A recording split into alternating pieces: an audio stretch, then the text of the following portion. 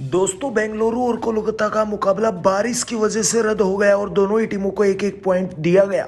अब इसी के साथ आईपीएल 2025 की पॉइंट टेबल्स में भी जबरदस्त भूचाल आ गया है।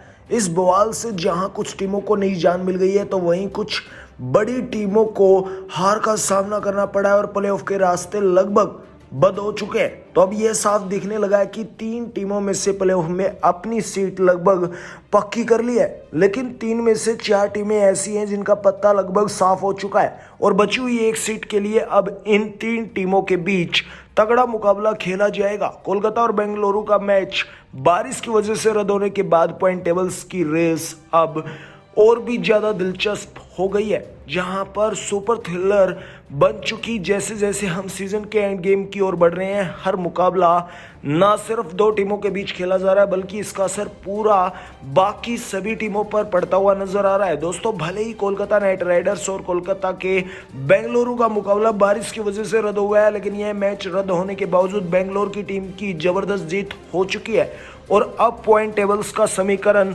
और भी ज्यादा रोमांच से भर चुका है। तो दोस्तों, क्या है पॉइंट टेबल्स का पूरा समीकरण?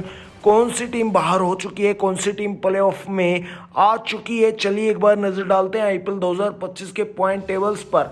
तो दोस्तों, पॉइंट टेबल्स में 10वें नंबर के पायदान पर है चेन्नई सुपर किंग्स। इस सीजन में चेन्नई का प्रदर्शन बेहद ज़्यादा निराशाजनक देखने को मिला है। टीम ने अब तक 12 मुकाबले खेले हैं, लेकिन उसमें से 3 में जीत मिली है और जबकि 9 में हार का सामना करना पड़ा है। सिर्फ 6 पॉइंट्स के साथ चेन्नई पॉइंट टेबल्स में सबसे नीचे है। अब चेन्नई के सिर्फ 2 मुकाबले बाकी हैं, अगर वह दोनों भी जीत जाएंगे वह सिर्फ 10 पॉइंट तक ही पहुंच पाएगी। जैसा हम आपको बता चुके हैं, प्लेऑफ के रास्ते लगभग उनके लिए बंद हो चुके हैं और प्लेऑफ से बाहर हो चुकी है और प्लेऑफ से कम प्लेऑफ में क्वालिफाई करने के लिए 14 से 16 पॉइंट की जरूरत होती है, यानी चेन्नई के लिए लगभग रास्ते अब बंद हो चुके हैं। वह पूरी तरह से प्लेऑफ की रेस से बाहर हो चुकी है।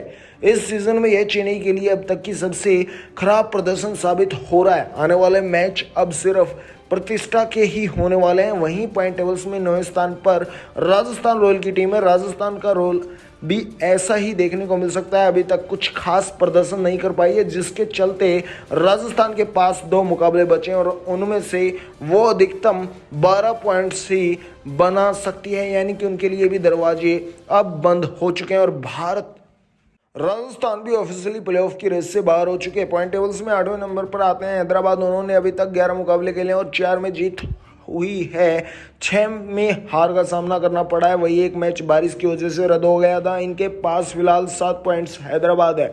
अब 3 मुकाबलों में से खेलने वाले अगर वह जीत भी जाते हैं तो अभी तक अधिकतम 13 पॉइंट्स तक ही पहुंच पाते हैं। इसका मतलब यही है कि यही टीम भी ऑफिशियली तरीके से बाहर हो चुकी है, क्योंकि उनकी लास्ट उम्मीद 14 पॉइंट्स पर रहती है। वो अब आप किसी को दूसरी टीम पर डिपेंड होने ही पड़ेगा, लेकिन ये टीम भी अब बाहर हो चुकी है। ऐसे में हाल की बात की जाए तो 7वें नंबर पर आती है लखनऊ सुपर जायंट्स, जिन्होंने 11 मैच खेले और 5 में जीत दर्ज हुई है और 6 में हार का सामना करना पड़ा। इनके पास भी 10 पॉइंट है और ऐसे में लखनऊ की स्थिति अब हाल की बात की जाए तो दूसरे टीमों पर ही बनी हुई है और 16 पॉइंट्स तक अगर पहुंचती है लखनऊ सुपर जायंट्स तो ही जीत हासिल हो सकती है, वरना ये भी लगभग प्लेऑफ से बाहर हो चुके हैं। वहीं पर पहले स्थान की बात की जाए तो पहले स्थान पर अब हाल की बात की जाए तो आरसीबी टीम बनी हुई है। दूसरे नंबर पर गुजरात टाइटंस बनी हुई है और तीसरे नंबर पर लखनऊ सुपर जायंट्स नहीं बल्कि पंजाब की टीम बनी हुई है। ऐसे में आपकी क्या राय है? कौन सी टीम बन सकती है चैंपियन आईपीएल 2025 में? आप अपनी राय हमें नीचे कमेंट बॉक्स में देना बिल्कुल ही ना भूलें। दोस्तों, चैनल को सब्सक्राइब कीजिएगा, लाइक कीजिएगा, कमेंट कीजिएगा और शेयर कीजिएगा। आपका अपना फेवरेट खिलाड़ी हमें नीचे कमेंट बॉक्स में देना, अपनी राय बिल्कुल ना भूलें।